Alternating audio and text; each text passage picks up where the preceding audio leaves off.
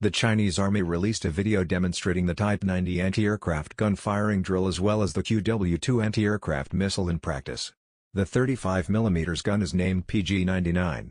It is an anti-aircraft twin gun based on a European design. The video shows Army troops maneuvering the guns to a firing position while the search radar and tracking radar vehicles move into close-by locations. The twin 35mm is a proven design already serving in many countries. Even in China, this is a relatively old weapon. It is a towed gun system, and has evolved into a few different types of self-propelled versions, including the PGZ-09 tracked 35mm gun vehicle. The PG-99 twin gun was set to counter high-speed, low-flying aircraft, helicopters, unmanned aerial vehicles, and cruise missiles. Once in position, the troops prepare it in a few minutes so it is ready to fire. The system's reaction time to an aircraft is around 6 seconds, and the gun system can be ready within 90 seconds from idle. The gun provides the Chinese armed forces with battlefield air defense for the ground forces at the division and group army level. The gun is gas-operated. The barrel is a 35mm by 90mm cannon. It can reach a rate of fire of up to 1,100 rounds per minute.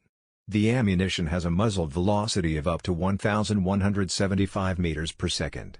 The 35mm gun has a much smaller dispersion compared to the L70-40mm gun, achieving a remarkable effectiveness in defeating targets in the range of 4,000 meters.